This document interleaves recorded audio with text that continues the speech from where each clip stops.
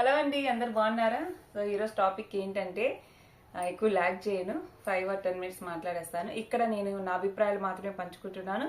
నేను ఎవరిని ఉద్దేశించి చెప్పినా కాదు, ఎవరిని బాధ పెట్టాలని చెప్పినా కాదు. నాలాగా బాధలు పడి వచ్చిన వాళ్ళకి తెలుస్తుంది, లేదా పెళ్లి కాని వాళ్ళకి కొన్ని మంచి మాటలు అనమాట తెలుసుకుంటారు. లేదు పెళ్లి అయిన వాళ్ళకు కూడా కొంత ఉపయోగపడతాయి, ఎవరైతే పెళ్లిళ్ళు చేసుకోవాలనుకున్నారో. విషయం ఏంటంటే వేరు కాపురం గురించి మాట్లాడుకుంటున్నాం. నిజంగా వేరు కాపురం పెట్టడం మంచిదా కాదా, నిజంగా పెట్టాలా లేకపోతే కలిసి ఉండడం కరెక్టా అనేది తెలుసుకుందాం. ఇప్పుడు ఫర్ సపోజ్ అమ్మాయి పెళ్లి తర్వాత తల్లిదండ్రుల్ని, తమ్ముళ్ళని, తోబుట్టువుల్ని, బంధువుల్ని అందరినీ వదిలేసి ఊరిని, తను పుట్టి పెరిగిన ఊరిని అందరినీ వదిలేసి అత్తవారింటికి వచ్చేస్తుంది. అందరినీ వదిలి ఏకాకిలాగా అక్కడికి వచ్చినప్పుడు అక్కడ ఎవరుంటారు? భర్త, అత్తమామ, ఆడబిడ్డలు లేదా బావలు, అంటే అబ్బాయి వాళ్ళ అన్న తమ్ముళ్ళు కానివ్వండి, అబ్బాయి వాళ్ళ అక్క చెల్లెలు కానివ్వండి, వీళ్ళు ఉంటూ ఉంటారు ఇంట్లో. ఇంకా అయితే కొంతమంది పెద్దవాళ్ళు, ఇంతమంది మధ్యలో అమ్మాయి ఉండాలి. ఇక్కడ ఒక మంచి కుటుంబం అనుకోండి, విలువలు తెలిసిన కుటుంబం, సంస్కారం ఉన్న కుటుంబం అయిన కుటుంబంలో అమ్మాయి వెళ్తే ఎటువంటి ఇబ్బంది లేదు. కొంచెం వాళ్ళు తెలుసుకుంటారు, అమ్మాయి కొంచెం స్పేస్ ఇస్తారు, తనకు తను నేర్చుకునే టైం ఇస్తారు. పర్లేదులే, ఇప్పుడే కదా అమ్మాయింది, నేర్చుకుంటావులే, ఇబ్బంది ఏం లేదులే. వంట రాకపోయినా, పని చేత కాకపోయినా, మెచ్యూర్డ్గా ఉన్న ఫ్యామిలీస్, సంస్కారం తెలిసిన కుటుంబాలు, కొంచెం జ్ఞానం ఉన్న వాళ్ళు అమ్మాయిని తన కూతురులాగా ట్రీట్ చేసే వాళ్ళు ఏంటంటే, నా కూతురులాగే కదా నేర్చుకుంటుందిలే చిన్నగా అనే ఇదితో అత్తమామ కానివ్వండి లేకపోతే మిగతా వాళ్ళు ఎవరైనా సరే ఓకే అనుకుంటారు.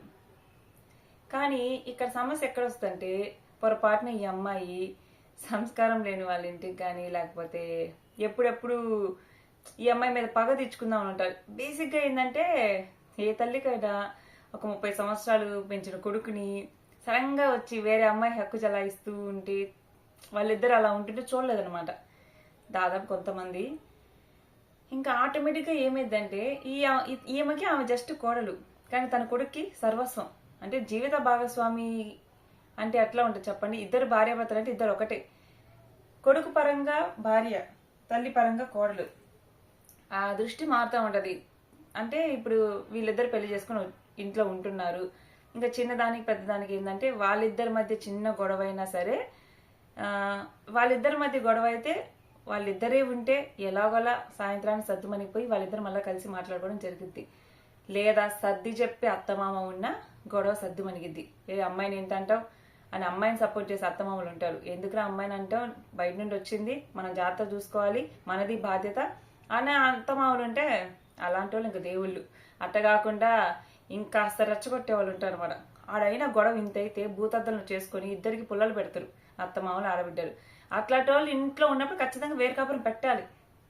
ఇంకోటి ఏంటంటే, సరే మీరు అనుకోవచ్చు వేరు కాపురం ఖచ్చితంగా పెట్టాలి, ఎందుకు అంటే అత్తవారింటికి అమ్మాయి వెళ్ళింది, అక్కడ కేవలం అత్తమామ మాత్రమే ఉంటారా చెప్పండి?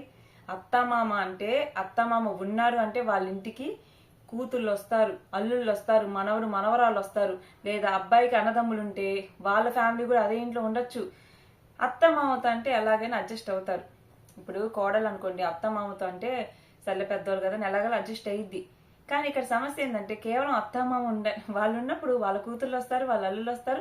ఇంకా ఈ కుటుంబం మొత్తానికి ఈ అమ్మాయి గొడ్డు చాకరీ చేస్తూ ఉండాలి. అదో పెద్ద సమస్య.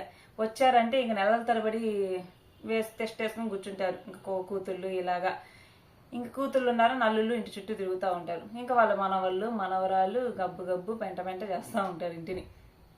ఇంకా తోటి కోడళ్ళు ఉంటే తోటి కోడలికి ఈ అమ్మాయికి గొడవలు. ఎక్కడన్నా మనశ్శాంతి ఉందా చెప్పండి? నా అభిప్రాయం ఏంటంటే, సుప్రీంకోర్టు నిన్న ఒక తీర్పు ఇచ్చింది, మనకి న్యూస్లో వచ్చింది. మీరు పెళ్లి చేసుకున్నది కోడల్ని లేదా భార్యని, మీరు పెళ్లి చేసుకుంది భార్యని, పని మనిషిని కాదు. కాలం మారింది, ఇంటి పనుల్లో భర్తకు కూడా భాగస్వామ్యం ఉంది అని చెప్పారు. ఎందుకు? ఒక భర్త నా భార్యకి వంట చేయడం రాదు, ఇంటి పనులు అసలే రావు, అమ్మ నాన్నకు ఆహారం పెట్టట్లేదు అని కోర్టుకు వేశారంట భార్య. ఇంకా సుప్రీంకోర్టు తీర్పు ఇలా ఇచ్చింది, మీరు పని చేసుకుంది భార్యని, పని మనిషిని కాదు అని చెప్పింది. ఇప్పుడు కొందరు ఇళ్లలో ఏం జరిగిద్దంటే, కోడలు లక్షణంగా టైంకి వంట చేసి ఆడ పెట్టిద్ది.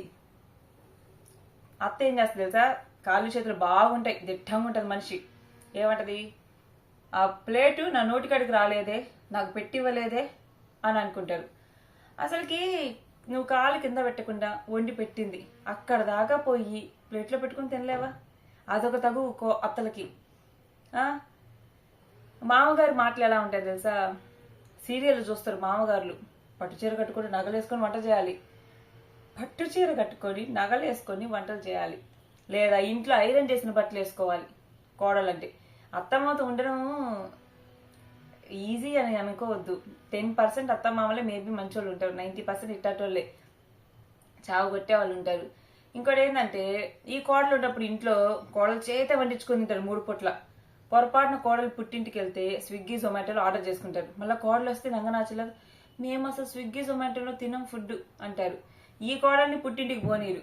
కూతురు వచ్చి పుట్టింట్లో నెలల తరబడి టెస్ట్ వేసుకొని బొద్ద విగ్రహంలా కూర్చొని ఉంటుంది. ఇవన్నీ ఎందుకు చెప్తున్నానంటే, ఇట్లాంటివి ఉంటాయి ఉమ్మడిగా ఉండే దాంట్లో.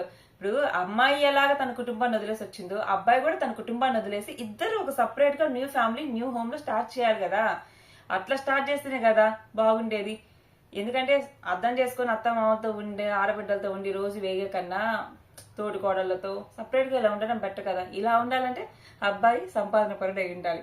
అబ్బాయి సంపాదన పరుడై ఇలా బయట ఉంటే అమ్మాయి ఉద్యోగం చేసుకొని ఇద్దరు కలిసి సంతోషంగా ఉంటారు. అట్లా కాకుండా ఉమ్మడి కుటుంబాల్లో పెట్టి అబ్బాయి ఉద్యోగం చేయకుండా నువ్వు ఉద్యోగం చెయ్యమ్మా అంటే ఆడపిల్ల ఏం ఉద్యోగం చేస్తుంది?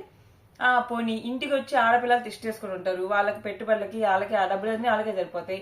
ఈ కోడలు సంపాదించి ఇంట్లో అత్తమామ డబ్బులు ఇచ్చి మీ కూతులకు పెట్టుకోండి అని చెప్పాలా? అట్లా ఉంటాయి చాలా సమస్యలు. ఎప్పుడైనా సరే పెళ్లి అయ్యాక భార్యాభర్తలు ఇద్దరు సపరేట్ గా ఉంటేనే బాగుంటది. సపరేట్ గా ఉంటూ ఏదైనా సమయం వీలు దొరికినప్పుడు సెలవు వచ్చినప్పుడు వీళ్ళింటికి వాళ్ళింటికి ఇద్దరికి, ఎందుకంటే దూరదన్నం కోటి లాభం. మళ్ళీ అత్తమామలు అనారోగ్యం అనుకోండి, నిజంగా అత్తమామకు ఆరోగ్యం బాగలేని వాళ్ళు, లేవలేని వాళ్ళు, చేసుకోలేని వాళ్ళు, మంచాన పడిన వాళ్ళు అనుకోండి, ధర్మంగా కోడల కన్నా ముందు కొడుకు చూసుకోవాలి. అర్థమైందా? కొడుకు కోడలు ఇద్దరు చూసుకోవాలి. అమ్మాయి అమ్మ నాన్న కూడా అదే స్థితిలో ఉన్నారనుకో, అల్లుడు కూతురు ఇద్దరు ఉండాలి. నా దృష్టిలో అమ్మాయి తరపున తల్లిదండ్రుల్ని కూతురు అల్లుడు చూసుకోవాలి. కొడుకుదే కాదు బాధ్యత, ఇక్కడ కూతురుది కూడా ఉంటది. అట్లనే అబ్బాయికి, అంటే ఇప్పుడు ఈ అమ్మాయి అక్కడికి వెళ్ళింది పెళ్లి చేసుకుని, వాళ్ళ తల్లిదండ్రులకు బాగలేకపోయినా కొడుకుది కోడలు ఇద్దరిది బాధ్యత. అర్థమైందా? కొడుకుదే బాధ్యత కాదు, కొడుకు కోడలు. ఇప్పుడు అబ్బాయి తల్లిదండ్రులు బాగలేనప్పుడు అబ్బాయి చూసుకుంటూ అమ్మాయి కూడా రెస్పాన్సిబుల్ ఉండాలి. ఈ అమ్మాయి తల్లిదండ్రులు బాగాలేనప్పుడు ఈ అమ్మాయితో పాటు అల్లుడు కూడా ఎవరు చేయాల్సిన పని వాళ్ళు చేయాలి. అమ్మాయి ఇంట్లో పనులు చూసుకుంటది, అబ్బాయిలు ఏం చేస్తారు? ఏదైనా హాస్పిటల్ పని అవన్నీ చూసుకుంటారు కదండి, ఫైనాన్షియల్ గా. ఇవన్నీ కూడా ఎవరిచ్చే సపోర్ట్ వాళ్ళకి ఇవ్వాలి. అది బాగలేని నిజంగా నిస్సహాయ స్థితిలో ఉన్న తల్లిదండ్రుల్ని, అత్తమామల్ని, కొడుకు కోడలు కానీ కూతురు ఎవ్వరు కూడా వదిలేయకూడదు. ఇంట్లో పెట్టుకుని చూసుకోవాలి. వాళ్ళకి ఏమేమి మెడిసిన్ అవసరము, ఏమేమి ఫుడ్ అవసరము, వాళ్ళ డైట్ ఏంటి, ఎప్పుడెప్పుడు హాస్పిటల్ తీసుకొని అన్ని చూసుకోవాల్సిన బాధ్యత కొడుకు కోడలది ఉంటుంది. ఇక్కడ కూతురు అల్లుడిది కూడా ఉంటుంది. సో ఇది నా ఒపీనియన్. లేదు వాళ్ళ కాలు చేతులు బాగానే ఉన్నాయి, లేవగలరు, తినగలరు, పొద్దున్నే పోగలరు, దీనికి ఇబ్బంది లేదు అని అనుకుంటే వాళ్ళు దూరంగా ఉండాలి వీళ్ళకి. అప్పుడే ఆ ఇద్దరు కాపురం నిలబడిద్ది. ముందు ఇల్లుకి మనం ఇల్లు కట్టాలి అనుకుంటే లోతుగా తవ్వి పునాదేస్తాం. ఎందుకు? బిల్డింగ్ స్ట్రాంగ్ గా సంవత్సరాల తరబడి నిలబడి ఉండాలి అంటే బేస్మెంట్ అంత స్ట్రాంగ్ గా ఉండాలి. పునాదే బలంగా లేనప్పుడు ఇల్లు ఎలా బలంగా ఉంటది? పునాది ఎంత బలంగా ఉంటే ఇల్లు అంత బలంగా అన్ని సంవత్సరాలు ఆ గోడలు అంత స్ట్రాంగ్ గా ఉంటాయి. ఇక్కడ ఏం చేస్తున్నారంటే పెళ్లి అయిన వెంటనే ఆ అమ్మాయి ఈ రోజుల్లో అందరు చదువుకున్న పిల్లలు చదువుకోగానే అలా ఏదైనా జాబ్ చేసుకునే అమ్మాయిని అప్పటిదాకా తల్లిదండ్రుల దగ్గర గారాభంగా పెరిగి ఫ్రీగా ఉన్న అమ్మాయిని తీసుకొచ్చి అత్తమామల మధ్యలో పెట్టి, మీ అమ్మ నేర్పలేదా, మీ నాన్న చెప్పలేదా, మా ఇంట్లో ఇట్ట కాదమ్మా, మీ ఇంట్లో అట్నా, మాకు అలవాట్లు లేవు, మీకున్న ఈ అలవాట్లు, అయ్యో రామా అని ఇలాంటి వేషాలు వేసే సూటి పోటి మాటలతో గుచ్చి చంపుతారు. ఆడపిల్లకి ఉండడానికి ఏం బాధ లేదు, అత్తమామ దగ్గర ఉంటది. కానీ ఊరుకుంటారా? వడలు చేస్తే ఇవి గట్టి వడలు మీ ఇంట్లో చేసుకోండి, మా ఇంట్లో కాదు. కొంతమంది అత్తోళ్ళు మీ ఇంట్లో ఇలా ఏమో, మా ఇంట్లో కాదు చెప్పరు. అమ్మ ఇలా కాదమ్మా ఇలాగా అని చెప్తే ఏ కోడలైనా నేర్చుకుంటది. ఎగట్టకారంగా చెప్తారు, మీ ఇంట్లో ఇలా చేస్తారా, మీ ఇంట్లో ఎండబెట్టరా, మీ ఇంట్లో కలయబెట్టరా. ఇట్లాంటి సూటిపోటు మాటలు తెలుసా? అత్త గాని ఆడబిడ్డలు గాని సూటిపోటు మాటలు పొడిచి కాకుల్లాగా చంపుతారు. అందుకోసం వేరు కాపురం అంటే ప్రతి ఆడపిల్ల ఇష్టపడిద్ది, ఉమ్మడి కుటుంబం అంటే భయపడిద్ది. అత్త మామ పెట్టే టార్చరే కాకుండా నెలకోసారి 4 రోజులు టెస్ట్ చేసుకుని ఇంట్లో ఆడబిడ్డలుండి మీ ఇంట్లో ఉందా, మా ఇంట్లో లేదా, ఈ రంగరాజు పలుకులు ఈయనలే మనం వాళ్ళని మనం తిరిగి అనలేము ఒక మాట. ఈ ఆడపిల్ల తిరిగి అనలేదు, ఎందుకంటే ఆడబిడ్డ కదా. మళ్ళా భర్త అత్తమామ ఏమంటారు, మూసుకొని పడి ఉండాలి, చెవులు ముక్కు మూతి అన్ని ఇట్లుంటాయి. ఇందుకోసం ఆడపిల్ల వేరు కాపురం అడిగేది. లేదా తోటి కోడళ్ళు ఉంటారు, వాళ్ళతో పడదు ఈ పిల్లకి. పడదంటే మనం ఎంత మంచి వాళ్ళైనా అవతల గొడవకి కయ్యానికి కాలు దిగుతుంటే అట్టుంటది, ఉండదు కదా. పోటీలు ఉంటాయి, అత్త తోటి కోడలు పోటీ పెట్టింది, నువ్వెంత కట్నం తెచ్చావు, నువ్వెంత కట్నం తెచ్చావు, పెద్ద కోడలు ఎంత తెచ్చింది, చిన్న కోడలు అంత తెచ్చింది, వాళ్ళు పండగ కై పెట్టారు, మీరు పెట్టలేదు. ఈ పోలికలు ఉంటాయి అన్నమాట. దూరంగా ఉంటే ఇంకేముంటాయి. మళ్ళీ మళ్ళీ చెప్తాను, నా మాటల్ని వక్రీకరించొద్దు. అబ్బాయి తల్లిదండ్రులైనా అమ్మాయి తల్లిదండ్రులైనా నిస్సహాయ స్థితిలో ఉంటే అమ్మాయి తల్లిదండ్రుల కోసం అమ్మాయి అల్లుడు ఇద్దరు రెడీగా ఉండాలి. అబ్బాయి తల్లిదండ్రులు నిస్సహాయ స్థితిలో చేసుకోలేని పరిస్థితిలో ఉంటే వాళ్ళని దగ్గర పెట్టుకొని చూసుకోవాల్సిన బాధ్యత వీళ్ళది. ఇది మాత్రం ఇద్దరికీ ఉంటది అని చెప్తున్నాను నేను. కానీ కాళ్ళ చేతులు బాగున్నాయా, దూరంగా ఉండాలి. నా పాయింట్ అయితే ఇది. నేను వద్దు అని చెప్పిన, ఇద్దరు పెళ్లి చేసుకున్నారు కొత్తగా, ఇద్దరు సపరేట్ గా రెండు ఫ్యామిలీస్ కి దూరంగా ఉండాలి కదా. అమ్మాయి అందరినీ వదిలేసి వచ్చినప్పుడు అబ్బాయి ఎందుకు వదిలేయకూడదు? ఇప్పుడు నిన్న కూడా ఒక వీడియో చూసా యూట్యూబ్ లో, ఆ అమ్మాయి అమ్మ నాన్న వదిలేసి వస్తుంది, బాగా చూసుకోవాలంటే కింద కామెంట్లు అబ్బాయి కూడా అంటారు, అబ్బాయి ఏం వదిలేస్తున్నాడు, అబ్బాయి ఉన్న చోటే అబ్బాయి ఉంటున్నాడు. అమ్మ నాన్న అమ్మాయికి అమ్మ నాన్న ప్రేమ, తమ్ముడు ప్రేమ, అక్క చెల్లెల ప్రేమ, అన్నదమ్ముల ప్రేమ దూరమైంది. కానీ ఈ అబ్బాయికి కొత్త ప్రేమ యాడ్ అయింది. ఆల్రెడీ అమ్మ నాన్నతో ఉంటూ అక్క చెల్లెలతో అన్నదమ్ములతో ఉంటూ ఎంజాయ్ చేస్తూ మళ్ళా కొత్తగా భార్య యాడ్ అయింది. ఇక్కడ అబ్బాయికి ఏం బాధ లేదు, అమ్మాయికే బాధ. నా దృష్టిలో ఇద్దరు పెళ్ళాక వేరు కాపురం ఉండాలి. ఎందుకంటే స్టార్టింగ్ లోనే చిన్న గొడవను వస్తే ఈ కుటుంబ సభ్యులకి జ్ఞానం లేక అత్త మామ ఆడబిడ్డలు ఏం చేస్తారంటే పెద్దవి చేస్తారు. అంటే ఈ సంస్కారం లేని వాళ్ళ సంగతి చెప్పే, సంస్కారం ఉన్న సంగతి నేను చెప్పాలి. సంస్కారం ఉన్నోళ్ళు సర్దు మనుస్తారు, అయ్యా ఏం కాదులయ్యా, ఇప్పుడే వచ్చింది కదా తెలుసుకుంటుంది అయ్యా అని. ఈ సంస్కారం లేనోళ్ళు, జ్ఞానం లేని వాళ్ళు, లేకపోతే విలువలు లేని వాళ్ళు, ఇట్లాంటి వాళ్ళ సంగతి నేను చెప్తున్నా. వాళ్ళు ఏంటంటే వాళ్ళకి అదేం ఆనందం, విడగొడితే ఏమొస్తుంది, గొడవలు పెడితే ఏమొస్తుంది, నా కొడుకు భవిష్యత్తే నాశనం అయిపోయింది అని అనుకోరు. ఈ రోజుకి ఈగో సాటిస్ఫై అయింది అనుకుంటారు. ఈ రోజుకి ఆడబిడ్డలకి అత్తమామలకి ఈగో సాటిస్ఫై, గొడవ పెట్టి అనుకుంటారు. కానీ భవిష్యత్తు ఏంటి? నీ జీవితం అంతా భవిష్యత్తు, నీ కొడుకు భవిష్యత్తు అంతా కోడల చేతిలో ఉన్నది. భవిష్యత్తు అంతా అమ్మాయి చూసుకోవాలి. ఈ రోజుకి విడగొట్టాము, ఈ రోజుకి చేసుకున్నాం అని అనుకుంటారు. అసలు ఎందుకు పొలాలు పెడతారో అర్థం కాదు కొడుకు కోడల జీవితాల్లో. నేనేమంటా అంటే ఇద్దరు సపరేట్ గా వేరు కాపురం ఉంటూ ఎవరి జాబ్ వాళ్ళు చేసుకుంటూ ఉంటారు. ఉమ్మడి కుటుంబంలో ఫర్ సపోజ్ ఈ అమ్మాయి ఎంత సంపాదించినా ఇంటికి వచ్చే ఆడబిడ్డలకు పెట్టుకొని సరిపోయింది అయ్యి.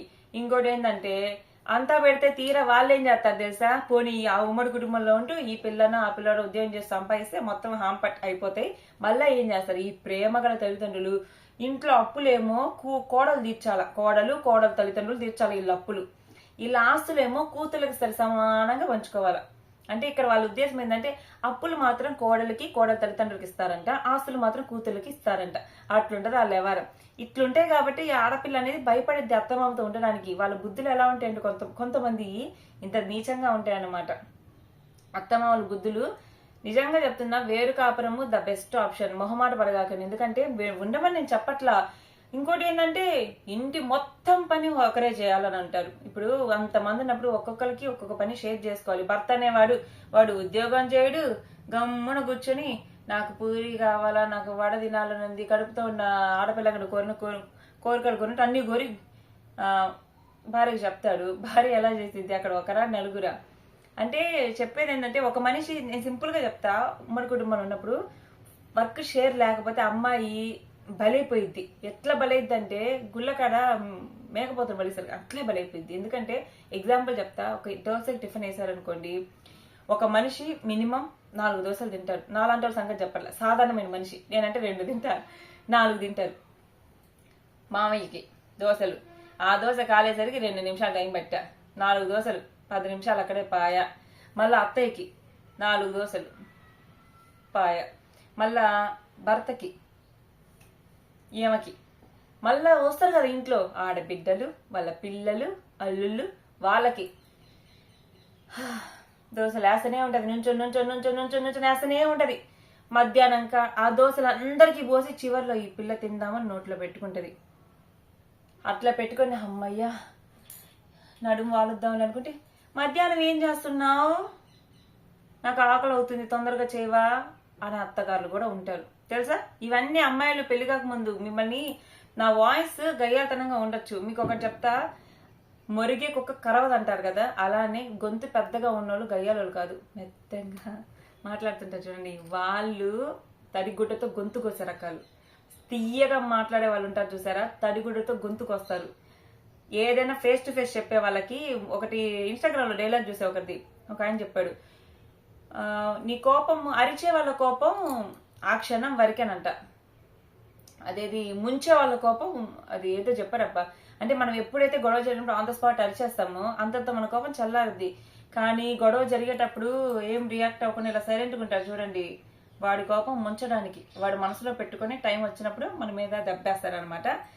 సో నేను చెప్పేది అయితే ఇదే, వేరు కాపురం ఉండడం బెటర్. ఎందుకంటే వాళ్ళిద్దరూ ఒక చోట ఉండి ఉద్యోగాలు చేసుకుంటూ వాళ్ళకి తెలుస్తుంది, వాళ్ళిద్దరు ఇప్పుడు ఆ భర్త ఉద్యోగం సరిపోవట్లా, భార్య ఖచ్చితంగా ఆ భర్త బాధను చూసి భార్య జాబ్ చేస్తుంది. ఎందుకంటే వాళ్ళిద్దరే ఉంటున్నారు, పిల్లల్ని చూసుకోవడం కానీ, ఇంకా పిల్లల్ని, ఇంకా పెళ్లి తర్వాత ఏ రెస్పాన్సిబిలిటీస్ ఉన్నాయి, పెళ్లి అయ్యాక అబ్బాయికి అమ్మాయికి ఏమి ఉండాలనేది రేపటి వీడియోలో మాట్లాడుకుందాం.